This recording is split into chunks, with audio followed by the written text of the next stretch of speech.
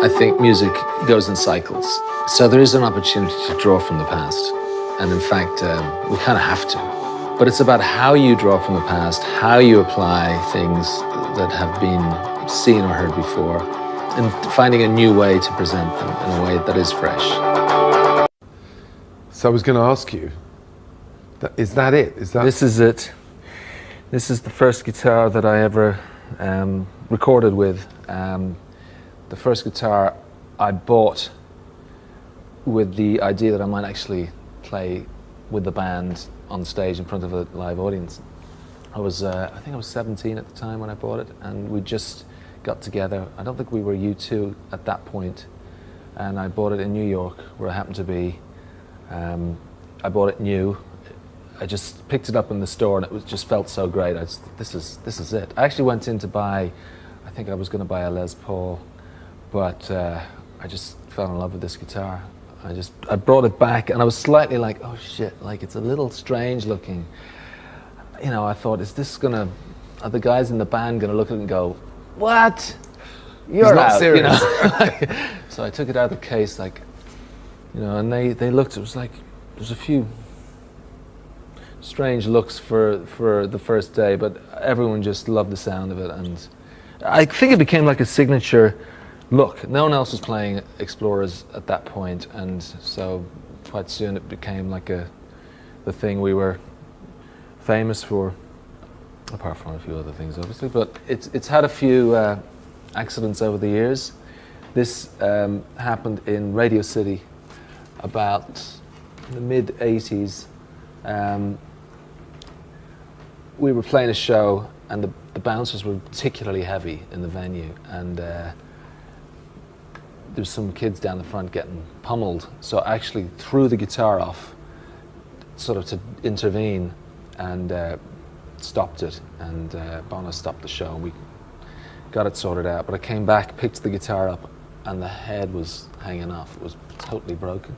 So I got it... you didn't break down yourself at that moment then? I was a little stunned, to be honest, but we got it repaired, and I'm not sure it's affected the sound. I couldn't tell the difference when I got it back. So it's like it's a broken neck, isn't it? Yeah. Look, I see that's a different... Total insert of new wood into this to bridge the gap between this and this. And you can, when it was first done, it was a much better match, but over the years, the wood it's obviously a different kind of wood. It's become much more evident.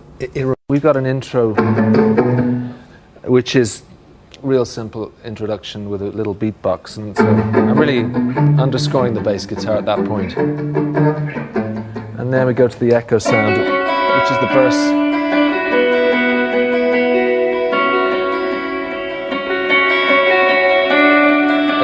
Against the chords of the song, it really creates a very beautiful little hook. And then the big kind of chorus sound is the chords, obviously. And this was an interesting part. It caused a bit of a stir in the studio when I first played it. I'll try and play it a bit more quietly.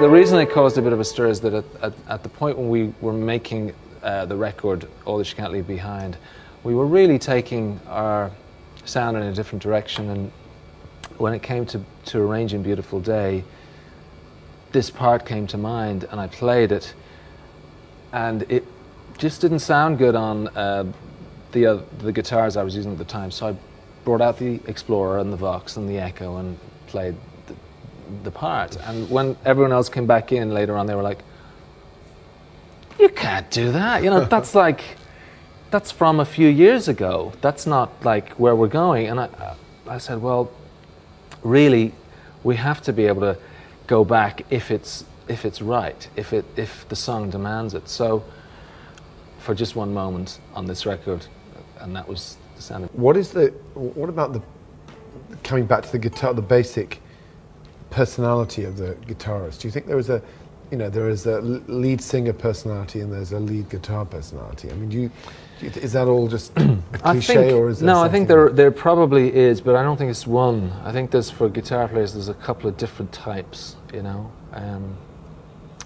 I think there are the sort of the gunslinger guitarists it's sort of the fastest draw in the West mentality, and then there's the sidemen, you know, who are really about supporting the singer and playing the songs and trying to, you know, make the whole thing mesh together. And I really think of myself more as that sideman kind of guitar player. I think Keith Richards in that same mold, and I have to say my favorite guitar players are that type. The Guitar Olympics. Not the show-off. Well, not the ones who aren't part of the band. Not the ones who are going off for the solo. Pete is the sideman, even though he's the front man in a lot of people's book. You know, he's playing the songs. It's all about getting the song across, supporting the singer. That's what I think. Johnny Marr was the same. You know, like it's about the entire. It's not about just, you know, shining in the spotlight as being an incredibly talented virtuoso guitar player. I mean, that's not that interesting in the end.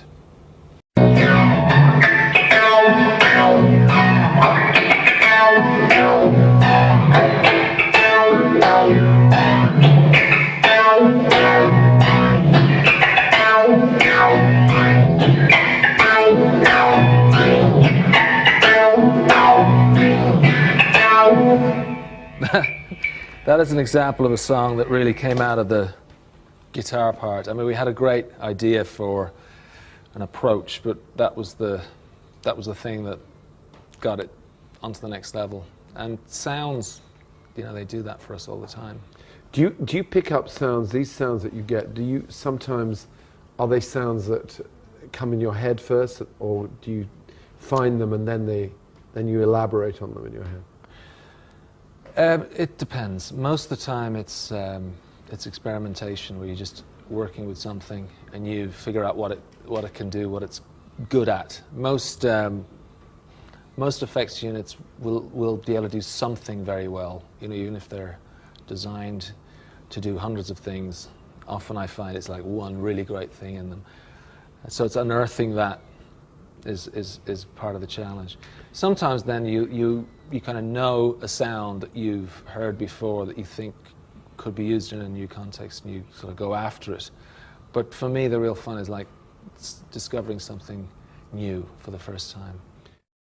These, you might, there are, what, about sort of a dozen or so guitars here, but you might have as many, no, more over there, there are two other guitars. You might have as many as 15 to 20 guitars in any set that you do, in any performance. I think the top is probably 18 in a show, would that be? 21 different guitars in one show. And really, again, it's down to just they all sound different. Like, where's the infinite guitar? This is one that, is that this one? Yes, it is. The first infinite guitar was actually made by a friend of mine, and it's a guitar which, how do I describe it? It's more like a violin in that you can continually make a sound without having to keep plucking the strings, because the sustain would continue. But subsequent to that original one, this now is that production guitar.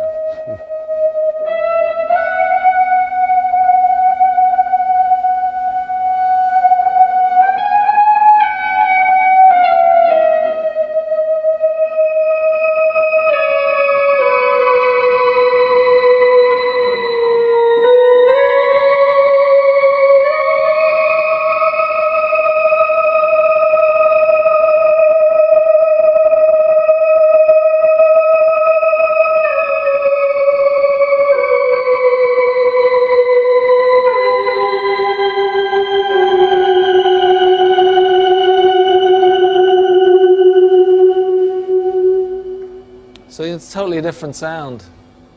That's why we have 18 guitars in the row. They all sound different. And they're all from different periods. Yeah.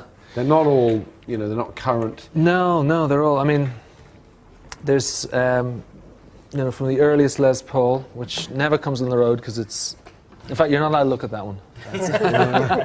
Sorry. You know, this is like 70s. This would be from the 60s, 60s. 60s, a lot of 60s, that's current. This is 70s, 60s, 50s, late 50s.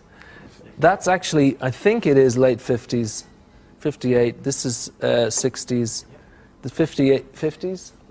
59, and then this is brand new technology.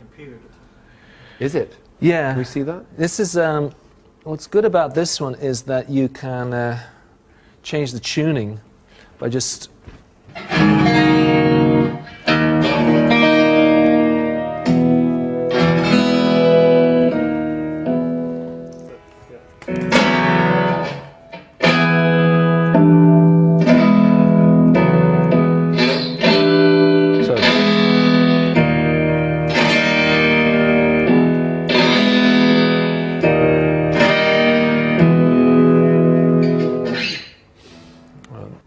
I ended up playing the fly on this guitar, and the guy who designed it was watching me play. He was like, oh my God, we didn't design it for that kind of abuse.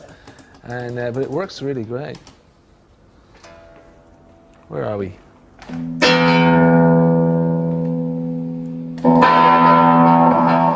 Is that the long delayer?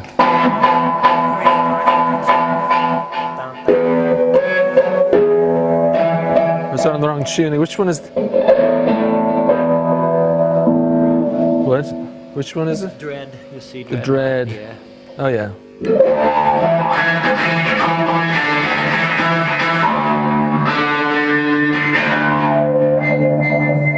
Something's not right there, Dallas. No, that's... No, that's actually... That's Love and Peace. Oh, yeah, it's right.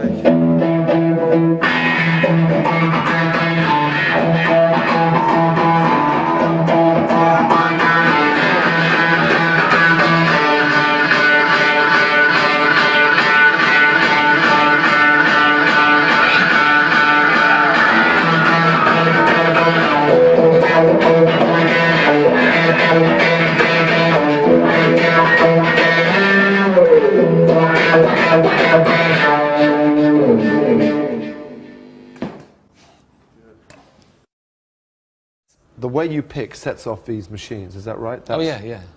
Explain that then. Well, well, here's an example. This is the guitar and the sound that I would use for Where the Streets Have No Name. So this is basically what I'm playing.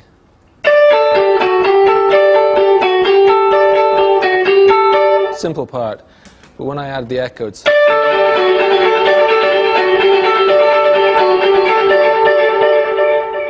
So that's all about knowing how to get that sound out of the echo. Because if I'm not playing the right tempo or whatever, you get a totally different result. So it's the two work off each other totally, and it's something I figured out quite early on. Playing rhythmically with echo gives you the opportunity to almost like be playing off a second musician. It's almost like a kind of a conversation, but the conversation in this case is between me and the echo. So this sound gave me like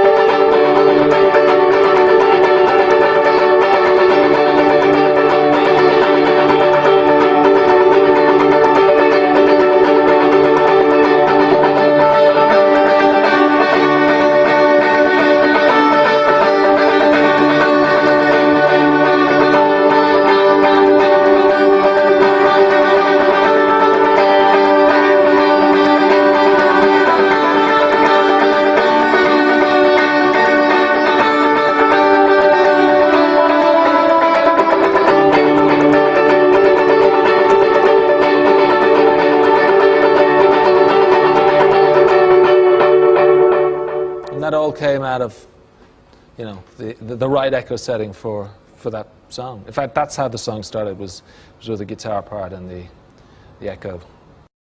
Whenever I pick up a guitar, I'm like, okay, I know the song's in here. I just need to find them.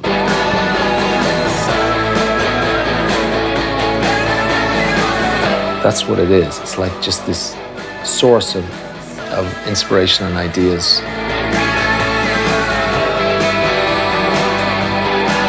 I hope if I do inspire somebody, it's to do something that I'm not doing, because that's where it gets really interesting.